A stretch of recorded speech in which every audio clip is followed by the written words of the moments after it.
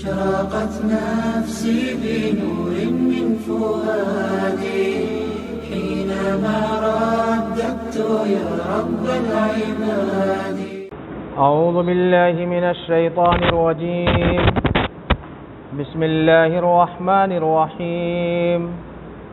والعصر إن الإنسان لفي خسر صدق الله العظيم وصدق رسوله النبي الكريم ونحن على ذلك من الشاهدين. یہ سورۃ العصر جو ہے قرآن کریم کی اول ترین صورتوں میں سے ہے. اول ترین صورت کا مطلب ہوتا ہے کہ جو شروع زمانے میں نازل ہوئی ہیں، یعنی قرآن کریم کل 23 برس میں نازل ہوا ہے. تو کچھ صورتیں ایسی تھیں جو پہلے ہی دوسرے تیسرے چوتھے پانچویں سال میں نازل ہوئیں، تو اولین صورتیں ہیں وہ. انہی صورتوں میں سے ایک صورت یہ بھی ہے. اور دوسری بات یہ ہے اس سورت کی کہ قرآن کریم میں کچھ صورتیں درمیانی ہیں، کچھ لمبی ہیں اور کچھ چھوٹی ہیں. تو چھوٹی صورتوں میں اس کا شمار ہوتا ہے. کل 3 آیتیں اس کے اندر ہیں سورۃ العصر کے اندر، اور 2 سطر کی سورہ ہے یہ. اور تیسری بات یہ ہے کہ یہ چھوٹی ضرور ہے لیکن اپنے معنی اور مفہوم کے اعتبار سے بہت ہی وسیع ہے، بہت بڑی سورہ ہے. اس کے معنی اور مفہوم اتنے زیادہ ہیں، اس کا اندازہ اس بات سے لگایا جا سکتا ہے کہ امام شافعی رحمۃ اللہ علیہ ایک بہت بڑے امام گزرے ہیں. وہ فرماتے ہیں کہ قرآن کریم میں سورۃ العصر کے علاوہ نہ کوئی آیت نازل ہوتی اور نہ کوئی سورہ نازل ہوتی، تو یہی سورہ تمام دنیا کے انسانوں کی ہدایت کے لیے کافی ہو جاتی. یعنی اس سے اندازہ لگائیے کہ اس سورہ کے اندر کتنے علوم و معارف بھرے ہوئے ہیں. اور اس سورہ کے پڑھنے کی بھی فضیلت ہے.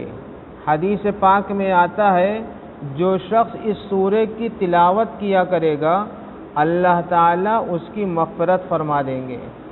من قرأ سورۃ العصر غفر اللہ لہ، اللہ اس کی مغفرت فرمائے. اور یہ بھی ہے حدیث میں کہ جو اس سورہ کی تلاوت کیا کرے گا اللہ تعالیٰ اس کو حق دوسروں تک پہنچانے والا اور مصائب پر صبر کرنے والا بنا دیں گے، اور انہی میں اس کا شمار ہوگا. اور صحابہ کرام رضی اللہ تعالی عنہم اجمعین کے بارے میں آتا ہے کہ وہ جب ایک دوسرے سے ملتے تھے تو جیسے ہم لوگ ملتے ہیں خیریت پوچھتے ہیں ایک دوسرے کی، تو ویسے جب صحابہ کرام آپس میں ملتے تھے تو ایک دوسرے کو سورۃ العصر سنایا کرتے تھے. بعض روایات میں آتا ہے کہ بعض صحابہ تو بغیر ایک دوسرے کو سورہ عصر سنائے جدا ہی نہیں ہوتے تھے، ایک دوسرے کو سنائے جدا ہی نہیں ہوتے تھے. اور ایک روایت میں آتا ہے کہ سیدنا عمرو ابن عاص رضی اللہ تعالیٰ عنہ ایک صحابی ہیں. ان کا ارادہ یہ ہوا کہ ہم اسلام میں داخل ہو جائیں. تو اس وقت جو ہے ایک شخص تھا نبی پاک صلی اللہ علیہ وسلم کے زمانے ہی میں وہ پیدا ہو گیا تھا، اور نبی کریم صلی اللہ علیہ وسلم کی موجودگی ہی میں اس نے جو ہے نبوت کا دعویٰ کر دیا تھا. اس کا نام تھا مسیلمہ، لیکن اس کے نام کے ساتھ لگایا جاتا ہے کذاب. کذاب کہتے ہیں بہت زیادہ جھوٹ بولنے والے کو. تو مسیلمہ کذاب بہت جھوٹ بولتا تھا، اس نے نبوت کا دعویٰ کیا. تو عمرو ابن العاص رضی اللہ تعالیٰ عنہ جو ہے اس کے پاس جب پہنچے تو چونکہ مکہ کے رہنے والے تھے اور مکہ میں نبی پاک صلی اللہ علیہ وسلم نے نبوت کا دعویٰ کیا تھا، اس کا چرچا پوری دنیا میں ہو گیا تھا۔ تو جب مکہ کے لوگ کہیں کسی کو ملتے تھے تو لوگ بڑی حیرت سے پوچھتے تھے کہ تمہارے اس جوان کا کیا حال ہے جو کہتا ہے کہ میں اللہ کا نبی ہوں۔ لوگ مطلب مذاق کرتے تھے، چھیڑخانی کرتے تھے۔ تو اسی طریقے سے مسیلمہ بن کذاب کے پاس جب عمرو بن عاص پہنچے تو اس نے پوچھا کہ تمہارے نبی پہ کوئی وحی آئی، کچھ بتاؤ، چھیڑخانی۔ تو عمرو بن العاص نے فرمایا کہ ہاں، ان کے اوپر ایک سورہ نازل ہوئی ہے جو بہت ہی فصیح ہے، بلیغ ہے، اپنی فصاحت و بلاغت میں بے مثال ہے، اور وہ تازی یہ سورہ والعصر نازل ہوئی تھی، والعصر ان الانسان لفی خسر۔ تو انہوں نے پوچھا کہ کیا تم پر بھی کچھ نازل ہوا ہے؟ تو اب سورہ والعصر اس نے سنا، اور سننے کے بعد تھوڑی دیر سوچتا رہا، اور سوچتے سوچتے اس نے یہ کہا کہ ہاں، ہم پر بھی ایک سورہ نازل ہوئی ہے، اور اس نے پڑھ کر سنایا عربی میں جو سورہ اس پہ نازل ہوئی تھی۔ وہ تو کذاب تھا، جھوٹا تھا، تو اس نے کہا مجھ پہ یہ نازل ہوئی ہے، یا وبر یا وبر انما انت اذنانی وصدر وسائرک حفر ونقر۔ تو جب اس نے یہ پڑھ کے سنایا کہ مجھ پر یہ نازل ہوئی ہے تو پھر پوچھا کہ بتاؤ کیسی ہے، میرے بارے میں کیا تمہارا خیال ہے؟ کہا کہ تمہارے بارے میں جو میرا خیال ہے وہ تو تم کو پتہ ہی ہے کہ تم سے بڑا جھوٹا کوئی نہیں ہے، یعنی یہی میرا خیال ہے۔ اور جب یہ عمرو بن العاص نے مکہ مکرمہ میں آگے لوگوں کو سنایا تو سارے عرب ہنس رہے تھے، سارے عرب ہنس رہے تھے۔ کہاں والعصر ان الانسان لفی خسر، اور کہاں یہ یا وبر، کوئی جوڑ ہی نہیں ہے، یعنی زبان پہ آنے میں بھی خراب لگتی ہے۔ یہی تو بہت بڑا کمال ہے قرآن کریم کا کہ آج تک اور آج کے بعد سے لے کر قیامت تک کوئی چھوٹی سی سورہ بھی نہیں پیش کر سکتا، اس جیسی کوئی بھی نہیں پیش کر سکتا۔ ایک مرتبہ یہودیوں نے جو ہے کسی بہت بڑے ادیب کو بہت ہی زیادہ انتظام کے ساتھ جو ہے ایک جگہ پوری لائبریری کے ساتھ اور پورے تیاری کے ساتھ اس کو بیٹھایا اور یہ کہا کہ تم صرف سورہ فاتحہ پہلے بنا دو، قرآن میں جیسے سورہ فاتحہ ہے ایسے ہی ایک سورہ فاتحہ تم تیار کرو۔ تو 6 مہینے تک وہ کوشش کرتا رہا کہ الحمدللہ رب العالمین جیسا کوئی جملہ بنا دے وہ نہیں بنا سکا۔ الحمدللہ رب العالمین جو قرآن کا جملہ ہے کہ سب تعریفیں اللہ کے لیے ہیں جو سارے جہاں کا پالنہار ہے۔ اللہ تعالیٰ کی اس انداز میں پوری دنیا میں کوئی تعریف کر کے بتا ہی نہیں سکتا۔ ایک مرتبہ اور ایک بہت بڑے ادیب کو بیٹھایا گیا اور یہ کہا گیا کہ تم جنت کی جو ہے وسعت کو بیان کرو۔ بہت خرچہ کیا گیا اس کے اوپر، وہ 1 سال تک سوچتا رہا اور اس نے جو ہے طرح طرح سے آیتیں بنا کر پیش کی۔ تو جب پیش کیا تو کسی نے جو ہے اس کے سامنے پڑھ دیا وَسَارِعُوا إِلَى مَغْفِرَةٍ مِّن رَبِّكُمْ وَجَنَّةٍ عَرْضُهَا السَّمَاوَاتُ وَالْأَرْضُ، یعنی وہ جنت کی لمبائی چوڑائی میں کئی ہزار کلومیٹر بتاتا تھا اور اتنی پیمائش کی، اتنی چوڑی، اتنی لمبی، لیکن قرآن نے جو ہے ایک لفظ میں اس کی وسعت کو بیان کیا ہے کہ ارضها السماوات والارض، کہ اس کی چوڑائی آسمان و زمین سے بڑھ کر ہے، یعنی وہ انداز اتنا زبردست ہے کہ کوئی بیان نہیں کر سکتا۔ اسی وجہ سے کہا گیا ہے کہ قرآن کریم نے اپنے الفاظ میں اور اپنے بیان میں جن قصوں کو بیان کیا ہے، جن احکامات کو بیان کیا ہے، جن الفاظ کو جس جگہ پہ رکھا ہے قرآن نے، کوئی آدمی دوسرا یہ نہیں کہہ سکتا کہ یہ الفاظ یہاں نہیں ہونا چاہیے، یہاں ہونا چاہیے۔ یہ بلاغت ہے، یہی تو سب سے بڑا معجزہ تھا اللہ کے رسول صلی اللہ علیہ وسلم کا۔ چنانچہ یہ تو سورے کے بارے میں بات تھی، اس کی فصاحت و بلاغت و فضیلت کے بارے میں۔ اب اس سورے کی پہلی آیت ہے والعصر، والعصر۔ یہ واو جو ہے عربی میں کئی معنوں کے لیے استعمال ہوتا ہے، انہی کئی معنوں میں سے ایک معنی ہے قسم کا، یعنی واو جو ہے قسم کے لیے بھی استعمال ہوتا ہے۔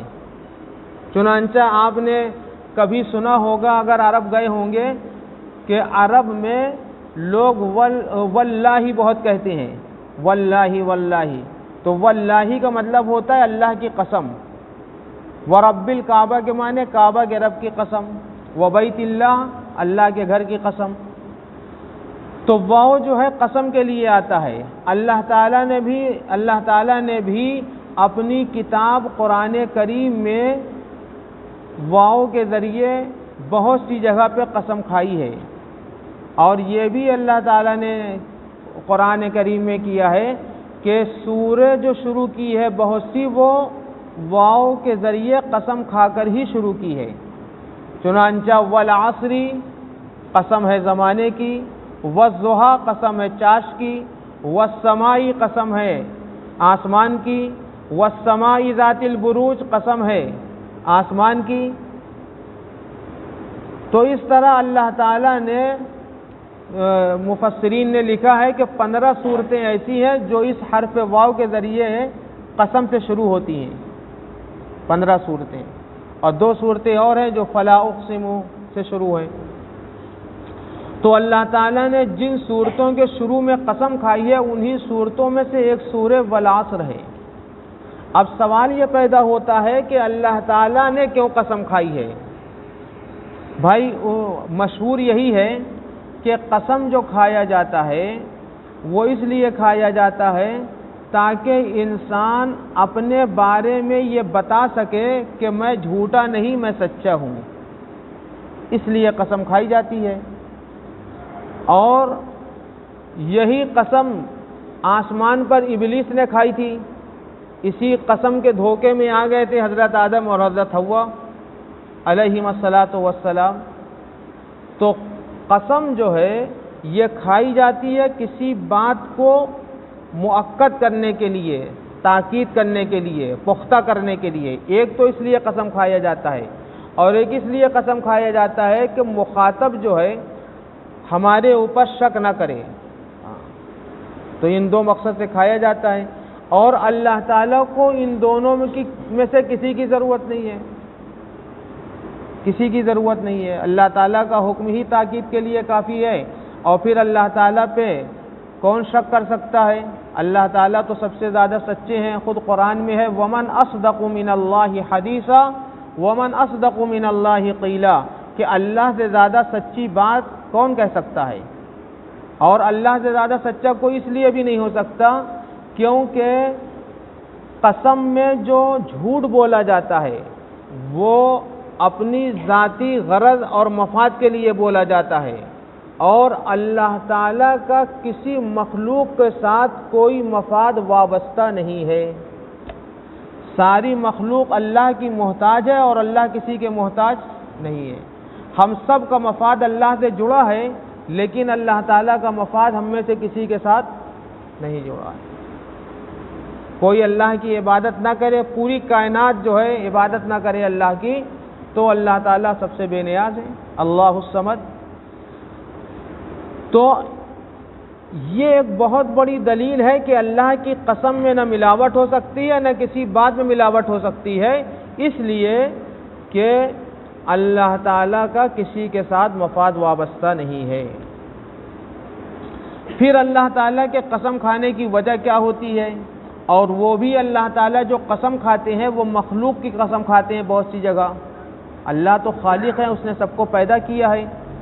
بھائی آسمان کو اللہ نے پیدا کیا، چاند سورج کو پیدا کیا، تو اللہ نے کبھی چاند سورج کی قسم کھائی، کبھی اللہ نے آسمان کی قسم کھائی، کبھی زمین کی کھائی، یہاں پہ زمانے کی قسم کھائی۔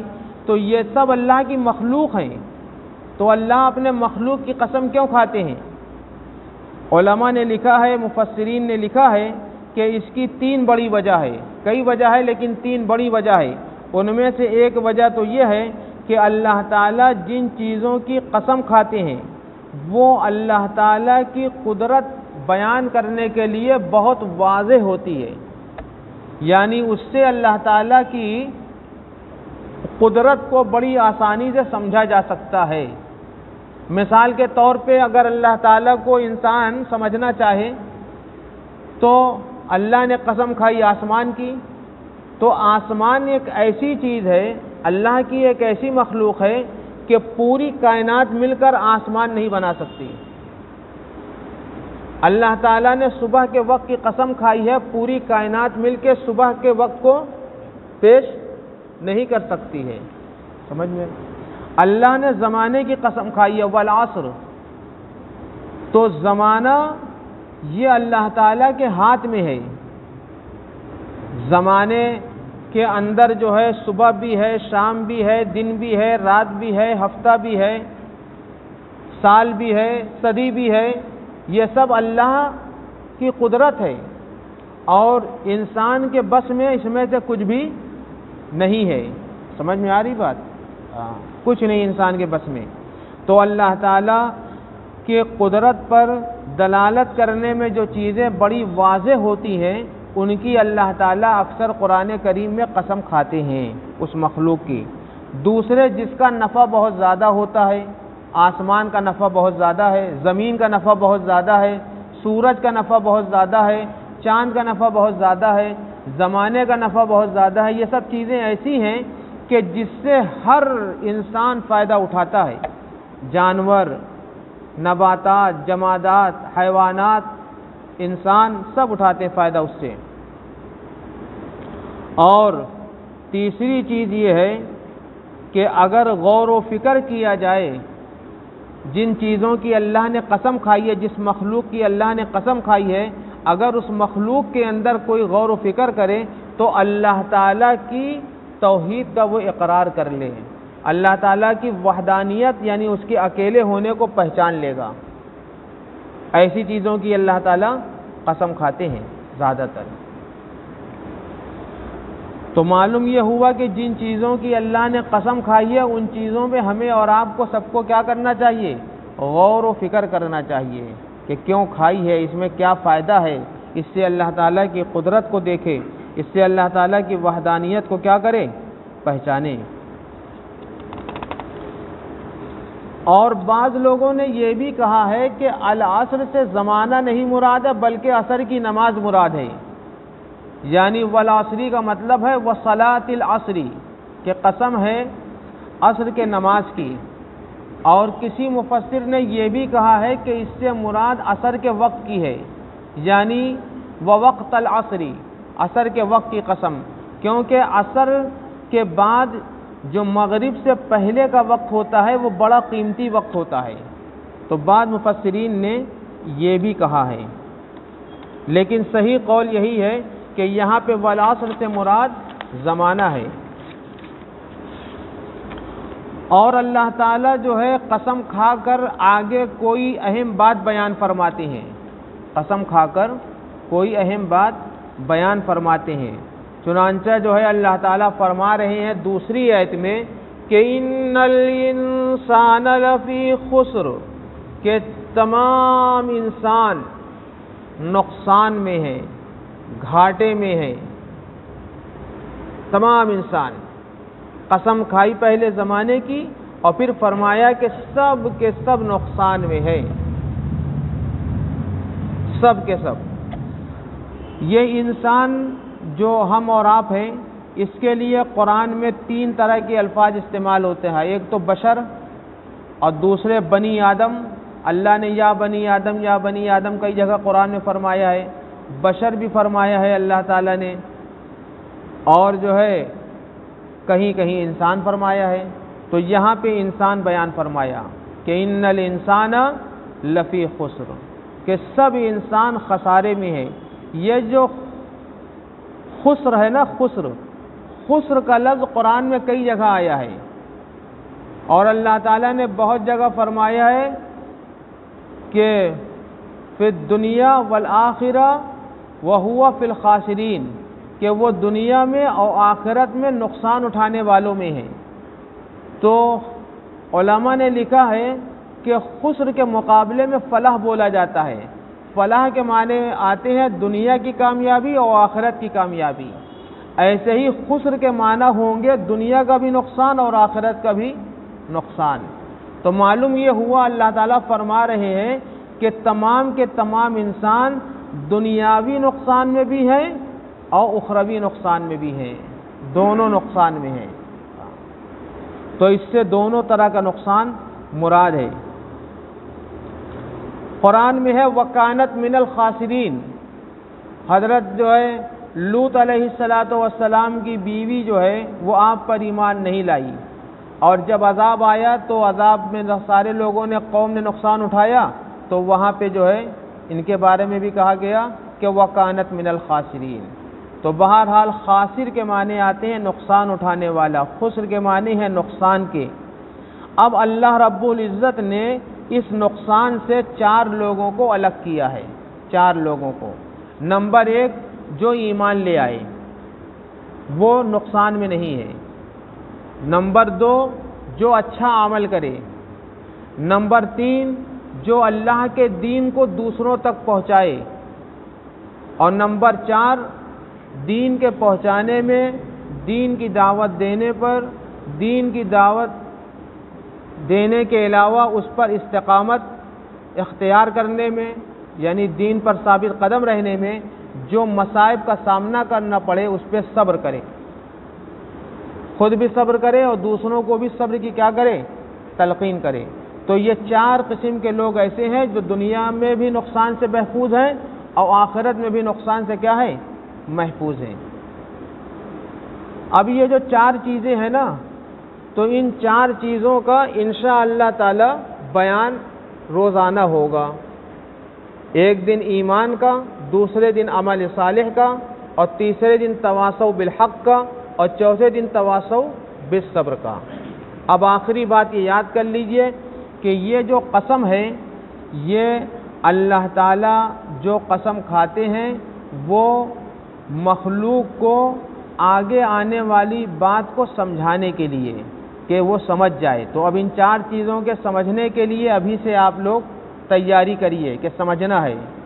اور رہی بات جو عوام جو قسم کھاتی ہے آپس میں، یہ قسم جو ہے یہ ادب کا ایک طریقہ ہے کہ قسم کھایا جاتا ہے، اور سماج میں اس کی بڑی قدر ہے، اور حتیٰ کہ دنیا میں یہ قانون بن چکا ہے کہ بہت سی چیزوں پر قسم کھایا جاتا ہے، اور اس کو بولتے ہیں قانون کی زبان میں حلف برداری.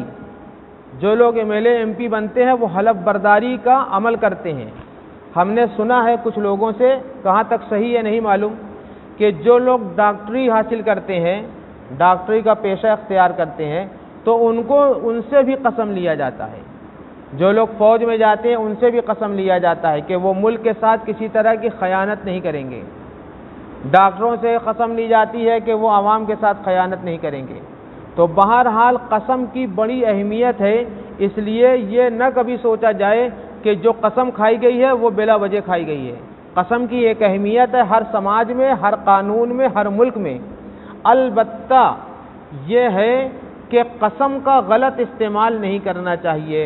جو شخص، حدیث پاک میں ہے کہ جو شخص جھوٹی قسم کھائے اس نیت سے کہ ہم اس کے ذریعے سے دوسرے کا مال ہڑپ لیں، تو وہ اس کے لیے جہنم واجب ہو گئی. حدیث میں ہے. صحابہ نے پوچھا یا رسول اللہ صلی اللہ علیہ وسلم کوئی چھوٹی سی چھوٹی چیز ہڑپنے کے لیے بھی قسم کھائے تب بھی؟ آپ نے فرمایا ہاں تب بھی اس کے لیے جہنم واجب ہو گئی اور جنت اس کے اوپر حرام ہو گئی. اور نبی پاک صلی اللہ علیہ وسلم نے فرمایا کہ ایاکم وکثرۃ الحلف، کہ بہت زیادہ قسمیں کھانے سے بچو.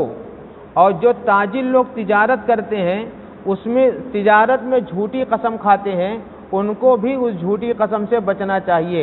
اشرقت نفسی بنور من فؤادی حينما رددت يا رب العباد وانتشت روحي وصار الدمع يجري يا إلهي خذ بقلبي للرشاد.